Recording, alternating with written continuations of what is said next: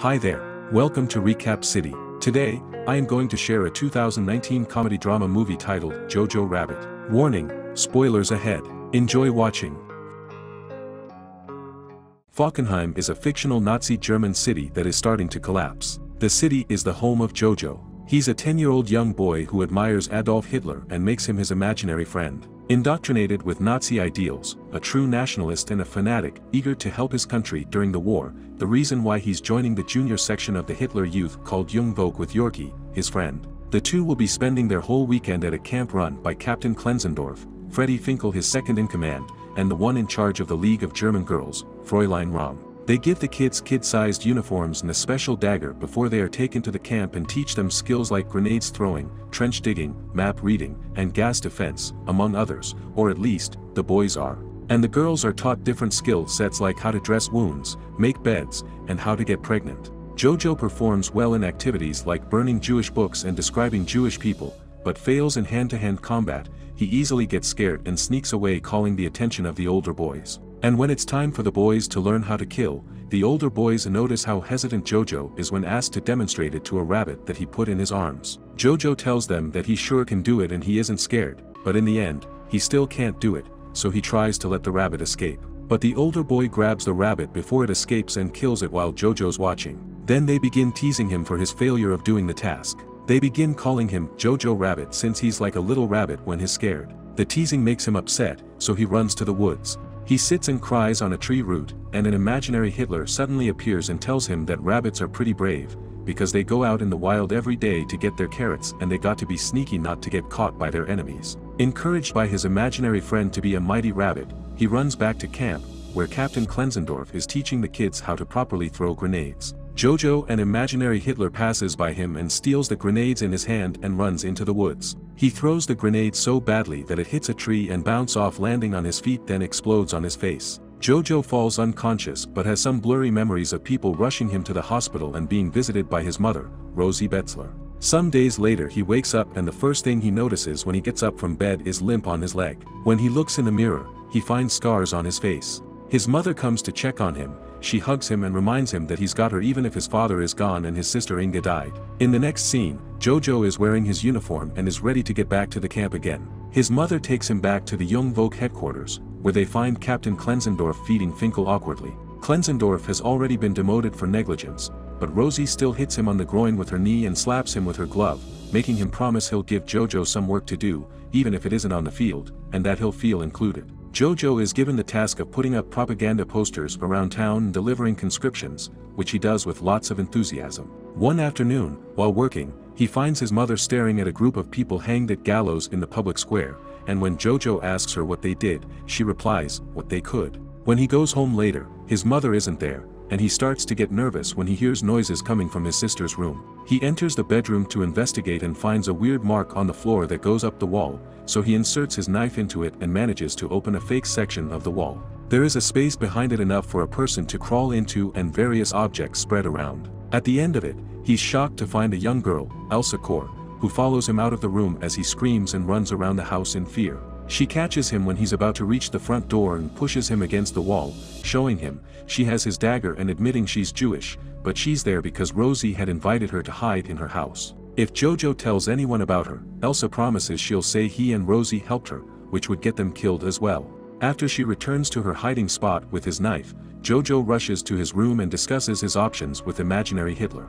Reaching the conclusion he should negotiate, he grabs a kitchen knife and a pot to protect himself, then returns to his sister's room to tell Elsa she should find somewhere else to live. He gets scared again, however, when she surprises him from behind, takes the kitchen knife as well, and kicks him out of the room. JoJo discusses things with imaginary Hitler again and they conclude he should make Elsa feel safe so she'll drop her guard. When Rosie comes back in the evening, JoJo tells her he's heard noises upstairs, but she tells him it must have been rats. After Rosie puts JoJo to bed, she goes to see Elsa to tell her to be more careful, because if something were to happen, she can't choose her over her son. She also reminds Elsa that as long as there's at least one person alive out there, then they are losing. The next day, JoJo goes to the swimming pool, which should help him with his leg. He notices Klenzendorf and Finkel are there too, sitting closely together and showing fear of Rosie. After his mom leaves, JoJo approaches them and asks Klenzendorf what he should do if he found a Jewish person. The answer is to call the Gestapo, who will kill them and whoever helped them. JoJo also wonders how one can even identify a Jewish person, to which Klenzendorf says he doesn't know either and someone should write a book about it. Once he gets home, JoJo tries to talk to Elsa again. After pointing out they're at a stalemate because neither of them can tell on the other if they don't want trouble, he tells her he'll allow her to stay in exchange for information about the Jewish people, so he can write an exposé book. Elsa accepts and explains they're people just like him, but since he won't believe her, she says they're money-loving demons that are allergic to food. JoJo quickly catches on to her plan to get him to bring her food, and when he starts explaining the Aryan race is superior and the Jewish people are weak, Elsa grabs him, covers his mouth, and shakes him as she explains to him there's nothing weak about Jewish people before she goes back to her hiding spot. When Rosie comes back in the evening, she burns something in the fireplace before pouring some wine and playing music. She's very happy because the Allies have taken Italy and France will be next. JoJo begins arguing with her for being against her country, so Rosie cuts the conversation short and tells him to eat. She isn't eating though, claiming she isn't hungry, and JoJo quickly suspects she's saving the food for Elsa, so he decides to have the leftovers for himself. He thinks that if his father were here, he would understand, and since he wants to see him so badly, Rosie puts on her husband's jacket and paints a beard on her face with ash to scold JoJo for talking like that to his mother. Using her husband's voice, she also asks him to take care of her because she's doing the best she can, then she turns up the music and makes JoJo dance with her. The next day, JoJo gives Elsa a pencil and paper for her to draw where Jewish people live and where Jewish women lay their eggs. Elsa starts drawing, but she refuses to answer questions about her family. However, she does tell JoJo about her fiancé Nathan, who is away fighting with the resistance. The picture she gives JoJo is a drawing of his head because that's where Jewish people live. JoJo gets an idea for a plan. He writes a letter pretending to be Nathan breaking up with Else and reads it to her, who obviously doesn't believe him, but it still hurts her to hear such horrible things about her with her fiancé's name attached to it. She rushes back into her hiding spot and seeing her so upset and human makes JoJo regret the whole thing, so he writes a new letter as Nathan saying the last one wasn't true and he does still love her. Elsa thanks him and asks him to bring her more letters in the future. They play a game of who can name more famous and important people on their sides, and Elsa wins when she brings up Jesus. Sometime later, JoJo and Rosie go for a walk to the riverbank, and Rosie tells him how different this area used to be. There were people all the time there, dancing and enjoying romance, which JoJo looks down on. Rosie also thinks kids shouldn't be discussing politics, they should be playing and climbing trees, and everyone should be dancing as a sign of freedom. JoJo looks down on this as well and takes off on his bike, with Rosie following him closely. When they reach the road, they see a truck of soldiers return home, looking gloomy and defeated. JoJo goes back to his house in a bad mood as well, so Elsa tries to distract him by telling him ridiculous fantasy stories about her people. He starts warming up to her and enjoying her company, for which imaginary Hitler scolds later, telling him his German brain shouldn't be bossed around. After he goes to sleep, Rosie spends some time with Elsa, telling her she's glad to have her and see her become a woman since she couldn't do so with her daughter. The following day, JoJo goes to the Jung Vogue headquarters, where he finds Klenzendorf and Finkel talking to each other with their noses almost touching, a clear tension between them. JoJo tells them he's writing an exposé on Jewish people, but they laugh at him, not believing it's real. Klenzendorf decides to share with him some designs he's made for his and Finkel's uniforms, which are very flamboyant. Then he gives JoJo a new task. He must collect scrap for the war effort. While walking the streets dressed as a robot, JoJo sees his mother handing out little anti-Nazi flyers, and he also meets with Yorkie, who has been accepted as a soldier. When JoJo tells him he's captured a Jewish person, Yorkie replies he saw one in the forest and doesn't understand what the big deal is about, which gives JoJo a lot to think about. He visits Elsa as soon as he returns home and gifts her some colored pencils he's found around, but he also reminds her it's illegal for a Nazi and a Jewish person to be friends. Elsa points out he isn't a Nazi because he hasn't hurt her, he's just a lonely kid trying to find a place to fit in. They agree to disagree. After Elsa realizes how dirty she's become, JoJo allows her to leave the room and take a bath. She even borrows some of his sister's clothes. They're about to have dinner together when someone knocks on the door, and after she runs back to her hiding spot, JoJo opens the door to find a group of Gestapo officers led by Hermann Diertz, and right after them, Klenzendorf and Finkel arrive as well, saying they had to bring some pamphlet to JoJo, which sounds like as excuse. The Gestapo immediately starts searching the house for any suspicious activity as Diertz asks JoJo why his mother is away all day and why his uniform is lacking his knife. Elsa shows up then, wearing Inga's clothes and pretending to be her.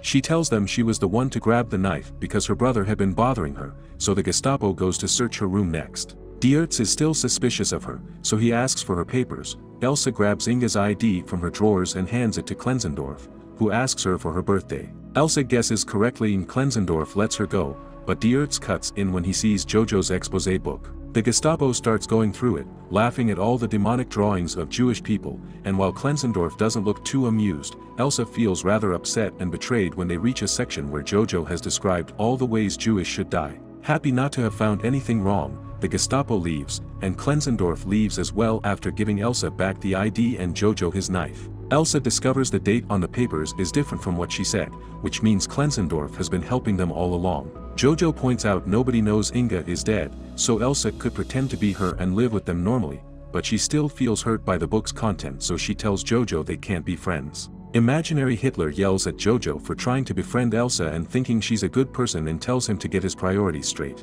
While he's out getting some food, JoJo finds Rosie hanged at gallows in the public square. Devastated, he clings to her legs and cries his heart out, even trying to tie up her shoe to no avail. After staring at the body for hours, he goes home with his knife in hand, blaming Elsa for Rosie's death and ready to stab her for it. She stops his hand just in time and he only manages to scratch her. As he starts crying again, Elsa takes pity on him and comforts him. She explains she's always known Rosie is part of the resistance, although she doesn't know the details, and JoJo's father is fighting for the resistance as well, but Rosie told him the opposite not to upset him. She also confesses her parents were taken to a concentration camp, so the two of them only have each other.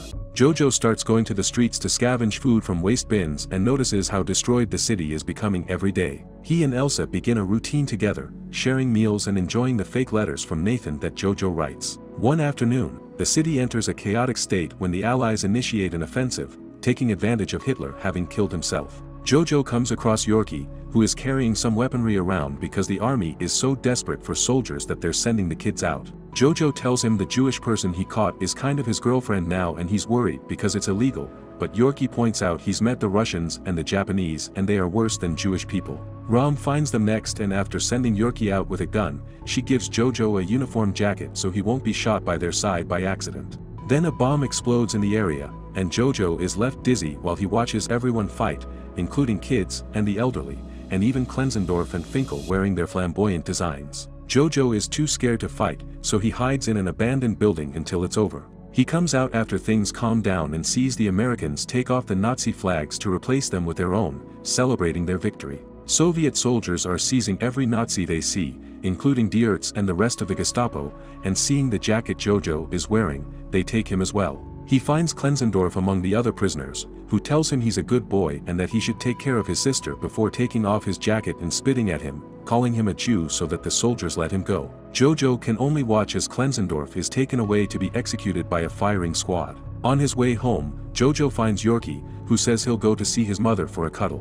When he points out that JoJo's girlfriend can be free now, JoJo gets crestfallen at the idea of Elsa leaving and rushes back to the house. He decides to lie to Elsa and tell her Germany won the war so she can't leave, but after going through his book and seeing drawings of his mother and a rabbit in a cage, he pretends to write another letter from Nathan and reads it to her, saying he has a plan to sneak her out of the city. Then, Elsa finally confesses that Nathan died last year of tuberculosis, but she's found the letters comforting. JoJo admits that he loves her romantically, but he knows she only loves him like a brother, which she agrees with, so he wants to help her escape anyway. Imaginary Hitler is disappointed in him for this and tries to convince him to change his mind, but JoJo finally stands up to him and kicks him out of the house through the window. Elsa is hesitant to go out, but JoJo encourages her until she manages to cross the door. A car with the American flag drives by, so Elsa slaps JoJo for having lied to her. Then they wonder what to do next. After all, they are free. Elsa decided to dance to celebrate their freedom and JoJo danced with her.